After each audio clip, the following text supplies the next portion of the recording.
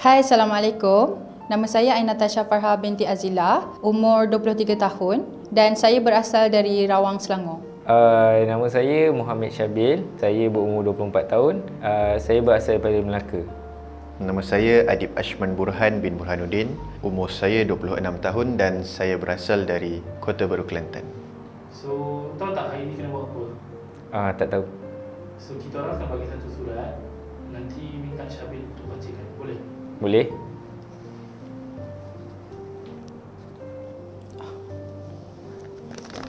Okey, boleh baca. Okey. Okey, boleh baca?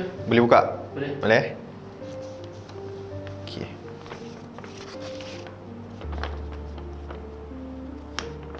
Assalamualaikum. Nama saya Siti. Saya seorang yang periang, penuh semangat dan kerja keras. Setiap kali ada masalah, tak nampak di wajah. Umumnya, semua tahu saya independen. Saya boleh selesaikan apa jua masalah dalam hidup saya. Orang pandang saya macam tu. Setiap kali ada masalah, tak nampak di wajah. Umumnya, semua tahu saya independen. Saya boleh selesaikan apa jua masalah dalam hidup saya. Orang pandang saya macam tu. Tapi orang tak tahu yang saya menghidap Major Depressive Disorder, MDD. Jauh di sudut hati, saya terkilan sebab tiada siapa di sisi saya ketika saya sedih atau depression. Saya tak tahu nak tunjuk. Bila saya sedih atau depres, saya akan kerja non-stop. Tak ada hari cuti. Itu yang berlaku sekarang. Dah hampir 6 bulan saya macam ni. Saya cuba nak atasi sedih dengan rosakkan badan saya. Saya cuma tidur 3 hari, tak makan sampai ada masalah digestion yang teruk. Nak cerita masalah ni kat keluarga, lagilah teruk. Mereka tak pernah peduli pun. Dari kecil saya sudah disisihkan oleh keluarga. Setiap kali majlis ulang tahun adik-beradik yang lain akan disambut dengan sangat meriah. Tetapi bila tiba giliran saya, semua buat tak tahu. Tiada sambutan, bahkan tiada kek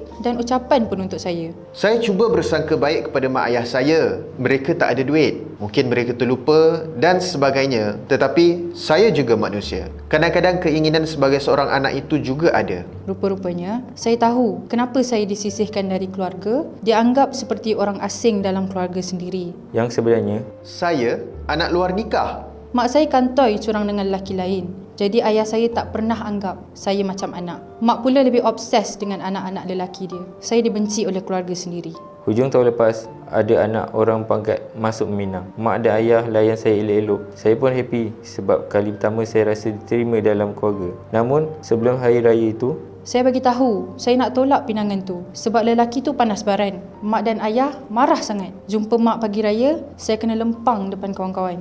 Emosi sakit sangat. Lepas kejadian tu, tak ada tanya khabar berita saya. Mereka buat saya tak wujud. Sama seperti sebelum ini. Mental saya semakin teruk bila jadi macam ni. salah ke kalau saya pilih untuk tak duduk dalam toxic relationship macam tu? Salah ke saya nak dilayan macam adik-adik yang lain? Salah ke jika saya nak ada orang yang sayang saya? Saya tahu, orang tahu saya kuat. Tapi saya dah tak kuat sekarang. Berapa tahun lagi saya kena terima keadaan macam ni? Sedih sangat sebenarnya. Keluarga dah tak peduli. Nak cerita kat kawan-kawan, takut mereka tak percaya. Sebab itu saya decide nak cerita kat orang asing. Sebab saya tak kenal mereka, mereka tak kenal saya. Biarlah apa orang nak kata. Janji saya puas dapat cerita. So, apa pandangan Ain tentang cerita yang baru saja Ain baca? Bila saya baca sampai habis, saya tak boleh bayangkan betapa hancur, luluh dan juga betapa teruknya emosi dan perasaan dia terhadap layanan dia oleh keluarga sendiri. Saya fahamlah yang sebenarnya ramai lagi orang yang hadapi ujian yang kita tak pernah hadapi. Macam Siti ni, bebanan yang dia pegang tu sampai dia kena MDD, Major Depressive Disorder. Sebab biasanya kita sebagai manusia, memang kita akan harapkan keluarga sebagai number one support system kita. Tapi bila support system tu dah tak ada, susahlah. Saya rasa saya can relate lah bila hujung-hujung dia cakap lebih baik luahkan kepada orang asing, orang yang tak kenal kita, kita tak kenal diorang lagi nak mendengar. Mungkin mereka lebih faham akan situasi berbanding circle sendiri atau keluarga sendiri. Lagi satu pesanan saya untuk Siti, saya harap Siti dapat terus jumpa pakar. Walaupun Siti mungkin rasa tiada improvement ataupun Siti rasa sama je, setiap hari sama. Tapi saya sangat-sangat berharap Siti tetap teruskan berjumpa dengan pakar. Kepada Siti dan kepada mereka yang berada di dalam situasi seperti Siti, jangan takut.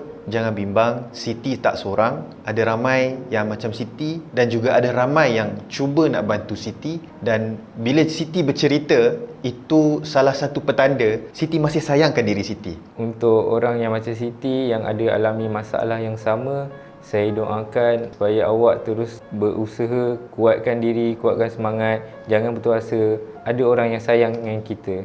Kalau anda ada rasa petanda-petanda yang anda menghadapi kekurangan penjagaan mental health tersebut, jangan self-diagnose lagi. Pergi jumpa pakar, rujuk mereka yang lebih mengetahui. Sekiranya ingin bercerita, cerita kepada kawan-kawan terdekat ataupun sesiapa yang anda selesa, baru refer kepada pakar. Dan yang penting, self-diagnose terhadap mental issues ini bahaya. Kalau rawatan luka yang kita nampak boleh dijahit, luka di dalam ni kita kena rawat dia secara perlahan-lahan kerana dia tak nampak. Kepada orang-orang luar di sana yang tahu diri ni selalu sangat mempunyai stigma yang negatif, saya harap awak berhentilah untuk ada stigma macam tu. Melainkan awak ada di tempat Siti dan awak sendiri yang rasa diri awak macam tu. Jangan berhenti berharap, teruskan berdoa, teruskan mencari orang yang boleh mendengar kita. It's okay to not be okay.